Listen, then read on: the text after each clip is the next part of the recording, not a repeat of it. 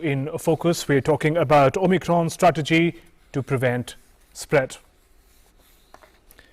And Dr. Sunil Kumar Raina is joining us now, advisor, World Health Network and COVID Action Group, and Professor, Head Community Medicine, Government Medical College, Himachal Pradesh. Good evening and welcome, Dr. Raina. Every passing day, new countries are identifying Omicron infections on their land. How do you assess the challenge as it exists at the moment? First, thanks for having me on the show. And as you rightly pointed out, it is a challenge.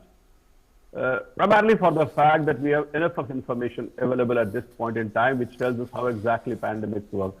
But we don't have a great deal of evidence with regard to Omicron. And if you are looking for evidence, it will take minimum of a week or more than that, around 10 days minimum, to have some evidence with us which will tell us what works significantly against this particular variant. So in that sense, it's a challenge, and primarily challenge will stay with us for a period of time till we are able to understand as to whether our public health strategies in terms of whether vaccination or our testing strategies and isolation strategies work as well with this variant as it has worked in past with other variants. So till then, we will have some challenges on our hand. Right. And Dr. Raina, when you use the word evidence, are you talking in terms of the characteristics of this variant, in terms of its contagious nature or the fatality that it can cause?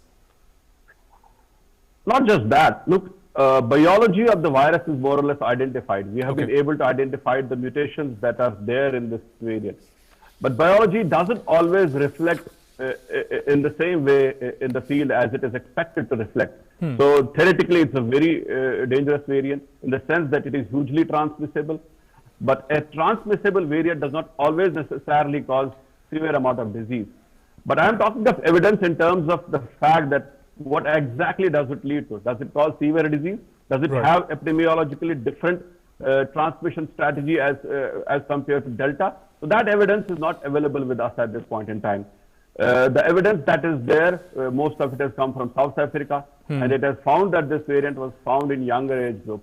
And this younger age group presented with milder symptoms, mostly fatigue. But characterizing this disease as milder on the basis of this small evidence will be fatal, because that is not something that is called evidence. We need to have larger number of data. We need to have more observations in our hand to tell what this variant is going to do. Right. And so in absence of this very crucial information about the new variant, what is the nature of action that we can work upon, particularly in India? Thankfully, there's no case detected, identified so far in the country. How does one fight an enemy that one cannot fully identify or recognize? The best way to fight it is to use the precautions, the maximum number of precautions that we can have. Look, we have an enemy in front of us about which we don't have a great deal of detail available with us. So what we do is that we stay away from it. And the best possible way of staying away from it is to take precautions. And I think the government is quite right when it has come out with certain guidelines which specify what we need to do with people coming to India.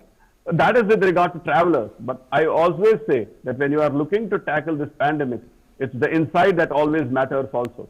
So you also need to take care of the fact that you don't have huge number of cases in India, because today it is about Omicron. But if your numbers keep rising, there is always a chance of a new variant cropping up from inside India itself. So you have to have that strategy in place, which has worked well for us for last 1.5 years now. We need to use those strategies again, maybe use them in a more stricter way, use stringent rules. Restrictions need to be reimposed in a sense that every time people move around in public, they need to be wearing masks and they need to be reinforced.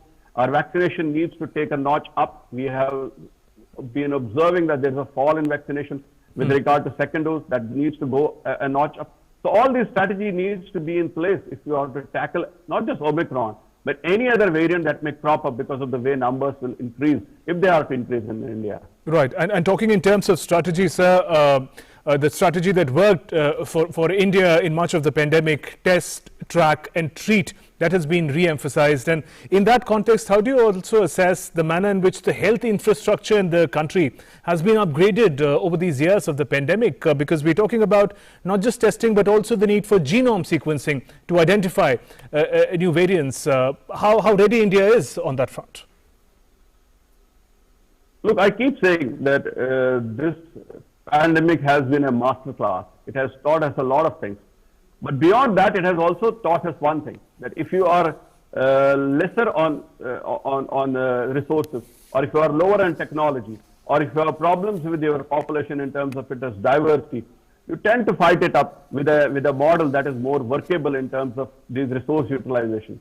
So India has hugely done that. India has done it in a very good way. Over a period of time, we have upgraded our facilities which could pick up the pandemic. And in that sense, I am very sure that we will be able to deal with this Omicron as well. But one thing I would always like to caution people about is that we don't need to be complacent about this particular variant. Because you see Europe at this point in time. Europe is having huge number of cases. Europe is already running short of supplies as far as this pandemic is concerned. And imagine an Omicron running havoc in Europe. It will do dangerous consequences. It will be there with dangerous consequences. So something like that can happen anywhere in the world. So we have to have our alert on high, and we have to be aware of the situation and keep tracking whoever comes to India, keep testing anybody who is there at the airport landing up in India, isolating them. I would also suggest that instead of going for home quarantine, anybody who is suspected to be coming from high-risk countries needs to be quarantined in institutions. Institutional quarantine is a much better option than home quarantine. Right. On that note, Dr. Raina, thanks very much for joining us on Newsnight and sharing those insights. Some other stories now. Any renewed Russian aggression